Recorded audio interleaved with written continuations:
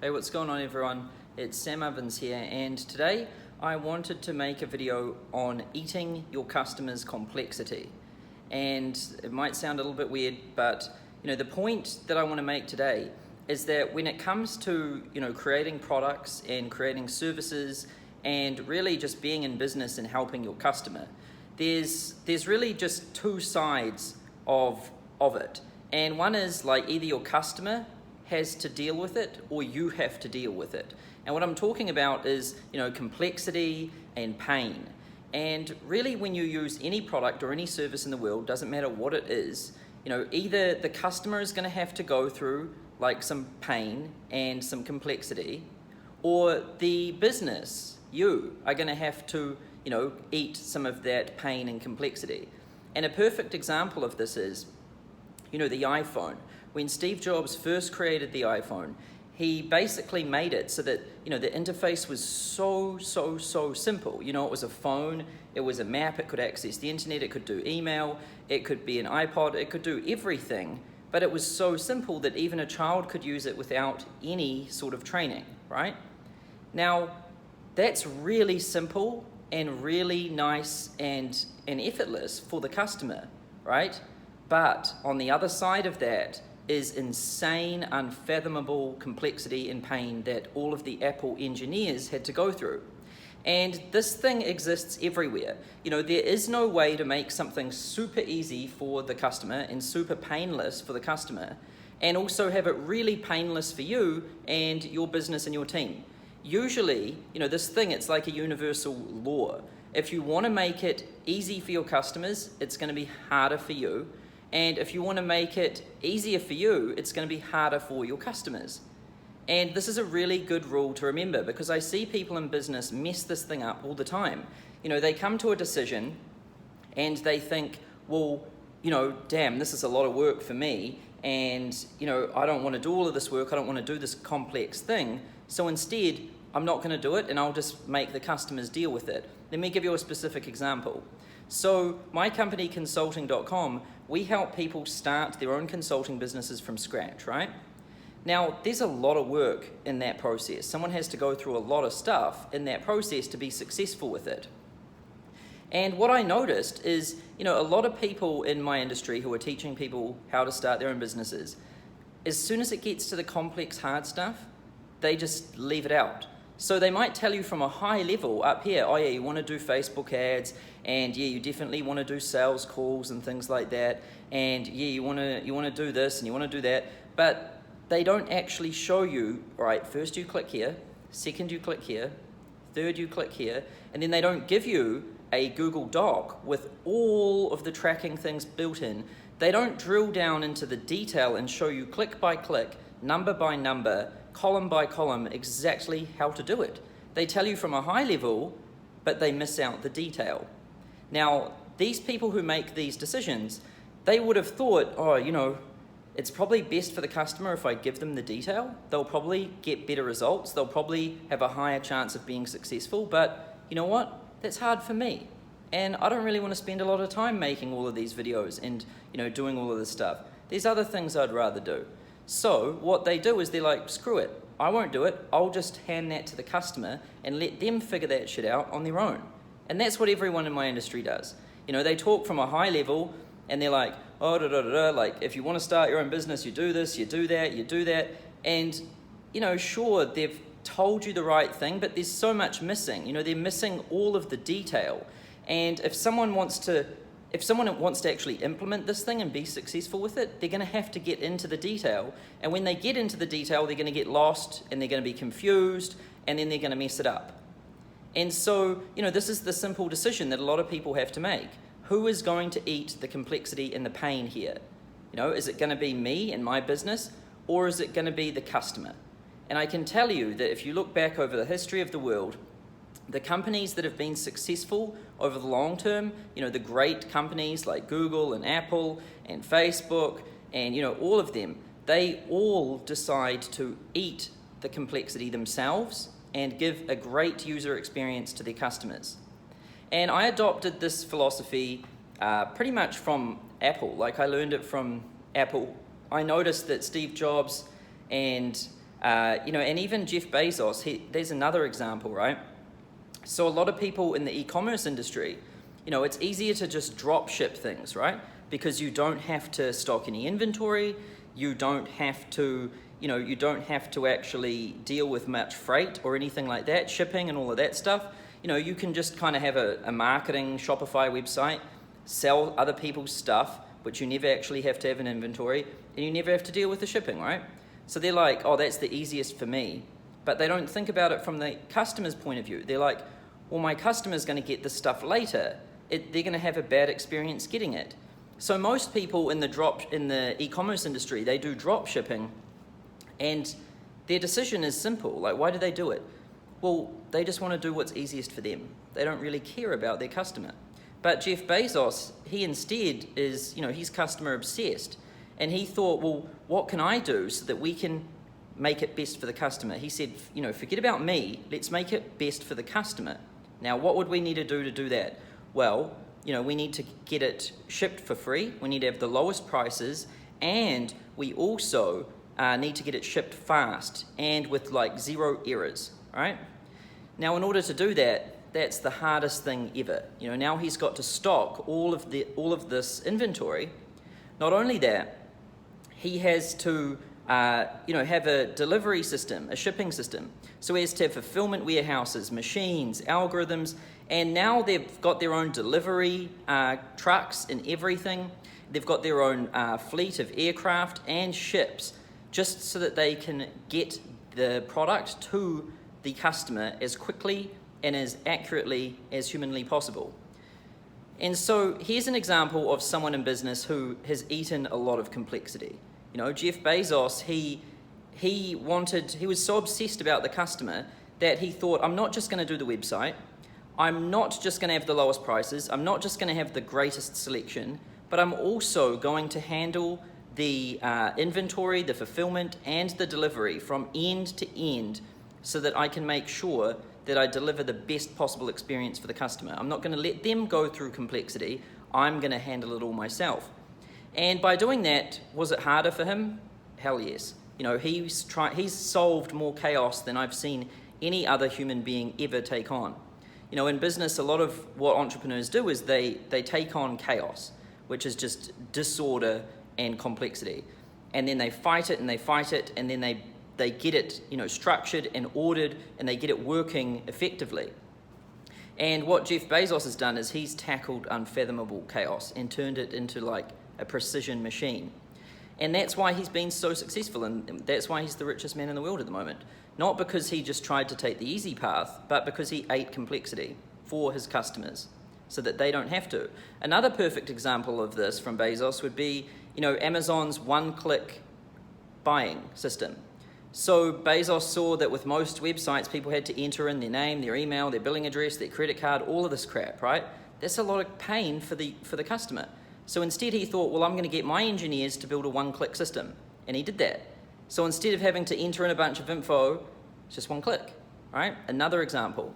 And if you want a perfect example of this, then I encourage you to read the story about the very first Kindle, the very first one, which most people will not be able to remember. And Bezos was so obsessed with, trying to remove waste and inefficiencies from somebody wanting to buy a book and read a book that, he was obsessed. Because back in the day, if you wanted to read a book, first of all, you'd have to go to a bookstore, and it may or may not be in stock there, right? And then if it isn't, you're kind of screwed. And then if it is, you've still got to go to the store, buy it, and now you've got to walk home and then read it, right? So Bezos wanted to stock every book there was in the world online through Amazon and deliver it for free at half the price of what everyone else did. That was the premise for Amazon in the first place. But then he wanted to take it a step further. He wanted to deliver these books digitally. And he was actually the first person to really push this. He actually founded a contractor over in China, and he started shipping hundreds of thousands of books over there, and this contractor was scanning them page by page and loading them into a database, and then they had a type of like machine learning software which had it had like image reading software, and what it could basically do is read the text from an image and then turn it into actual text that could be searched and all of that. So just to even get the content in a digital format, because none of the publishers were able to provide it in that format, and they were too stubborn to change and actually provide it in that format. Bezos, again, ate that complexity himself. He paid for the bill, he grabbed all of the books, and he shipped them to a contractor, and then he had that contractor scan every page and then create like an image recognition software, and convert all of those scans into editable text. So he had to do that just to get the first like ebooks available to even put on his Kindle. And then when it came to his Kindle, he had to invent that whole thing from scratch. It took like 4 years, it cost millions and millions of dollars, and it was such a painful experience. But that's how obsessed Bezos was about eating the complexity so that his customer wouldn't have to. So not only did he have to convert the books, but then he had to invent the whole Kindle from the ground up. And in that process, they noticed that a lot of the e-readers at that time, like there was some really clunky, like bad e-readers that were out at that time.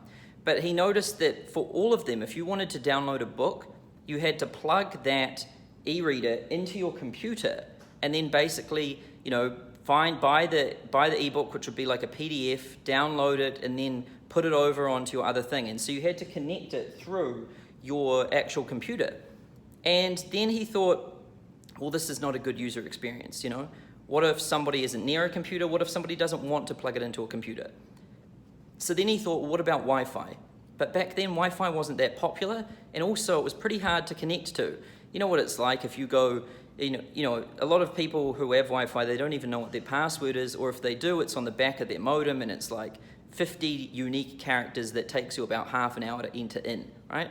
So Wi-Fi was like, that wasn't the answer either. So what he did will blow your mind. This just shows you, how obsessed Bezos was about removing complexity for his customer. So what he did is he told his engineers who are building the Kindle, I want you to build in mobile cellular connectivity into the hardware of this device. And they were like, what? Why would we do that? Like, why don't we just connect to Wi-Fi? Or why don't we allow someone to put a SIM card into this thing? Bezos didn't want a SIM card. He didn't want any of that. He wanted it to be connected to the internet all the time, 24/7, 365, without you even knowing that it was there. And he didn't want you to have to pay a subscription or buy a SIM card and keep topping that thing up and plugging that thing in. Because you know what that's like. That sucks. Having to buy a SIM, manage another account and all of that, that's a horrible experience.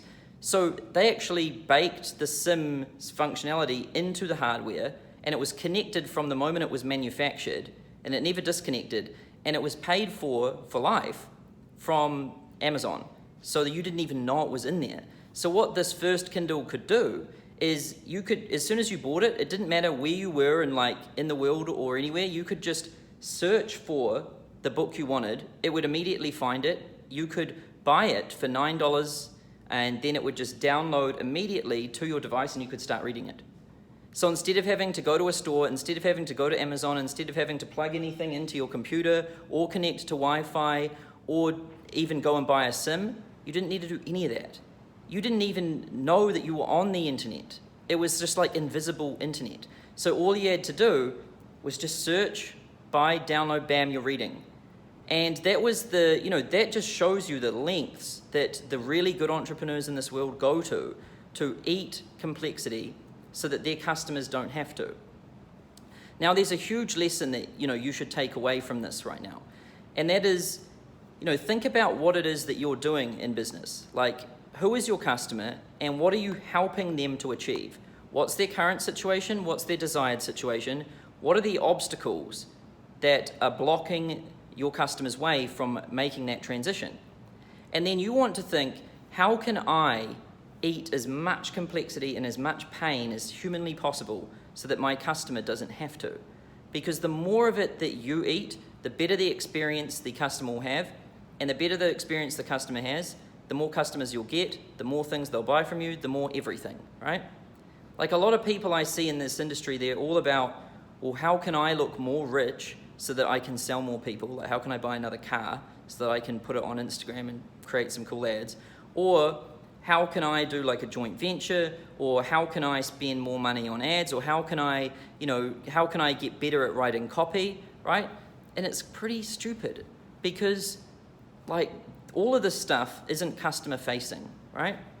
Like a good way to work out whether something is a good use of your time or not is it customer facing? Will my customers experience it and think, wow, that's cool? If they don't, then it's kind of a waste. You know, you have to do marketing and sales because you have to get some money. If you don't make some money, then your business will cease to exist. But once you've got that sorted, you know, it's all about making it better for the customer. Because at the end of the day, it doesn't matter how good at marketing or sales you are, the best man wins in business, and the best man is always the one who provides the most value to the customer, right? That's it. And so that's the real race. It's not a marketing race. It's not a sales race. It's a pure value race. Who provides the most value? And that's what you want to think about. And that's kind of the philosophy that I took with consulting.com and the training programs that, you know, I create for my customers. And I think like, you know, a lot of people say, you know, this is the funnel that you should build, but then the customer's like, well, I've got to build this thing from scratch. How do I do that? What software do I use? So I thought, well, how can I eat some of this complexity for my customers? So what I did is I built the funnel for them, saved it as a template, and then allowed them to download it with a click. Same thing with like marketing automation campaigns, you know, in Infusionsoft, an active campaign.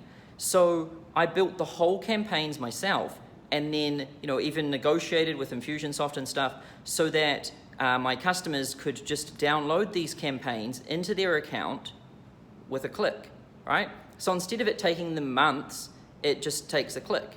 That's a perfect example. Another thing is like a website. So instead of me saying, you know, you need a good website, I say you need a good website, I show them what a good website is, and then I give them a template, which they can download with one click. And bam, they've got one. And then it goes deeper than that. You know, then there's the terms and conditions and the privacy policy and the disclaimers, right? You need these things. To advertise on Facebook and to have a proper business, you need these things. A lot of customers, what they would do is they'd get to these points and be like, oh, I don't have this stuff. How do I do it? I need to talk to a lawyer. Now they're like, how do I talk to a lawyer? What type of lawyer? And then they don't know if they're getting ripped off by a lawyer or not. They don't know how much they should pay for this thing. And also, they have, you know, this is taking them a lot of time. So forget the money, forget the frustration, but now we've got time. So instead, I created the legals for my customers as a template with a lawyer, and now all they have to do is change these different things in there. So now they don't have to talk to, you know, lawyers. They don't have to pay lawyers money. They don't have to worry about it or spend time doing it. They don't have to spin up a server and put a WordPress instance on there and then customize the WordPress template. None of that. They just download the website with a click, bam, up. Same with the funnel. Same with the marketing automation. Then with the sales calls, I don't just say, you know, do sales calls. I say, do sales calls, then I give them the script. And the script covers everything, every single thing you could possibly need, including how to handle objections, including your tonality and everything. And so, you know, I leave no stone unturned. I tell someone what to do at a high level, and then I drill down into the minute detail so that there's nothing left. Because in the world of creating training programs, you know, the devil is in the details. Because you can tell someone what to do, and they understand it conceptually. But doing it is another thing. And success only comes from doing it, and the only way you can do it is when you have the detail. And so what I've observed is most training programs out there today, they don't have the detail. And the reason why they don't have the detail is because the person teaching it hasn't even done it. So even if they wanted to create the detail, they don't know what it is. So what I strive to do is I make sure I do everything myself first and test it. And I have to know 100% it works and works better than any other possible thing I can think of or anybody else is doing. And then that is the standards that I hold before anything gets taught to anybody. Because that way I know if it doesn't work, they've messed something up. I know that, you know, I know that it's not the actual method that I'm teaching that doesn't work. I know the methods work, and if it doesn't work, then I know that it's just something wrong with execution. But there's a lot of training programs out there where they teach methods that have never been tested, and so when the student tries it and it doesn't work, they don't, who knows? Is the method wrong? Probably. Is the execution wrong? Probably. But even if it was right, it would still probably fail because the method is wrong in the first place. So a lot of people, in business, I would say 99% of them, they don't think about their customer. They just think about themselves. And what's ironic is that, if you just think about yourself in business, you end up getting nothing and failing.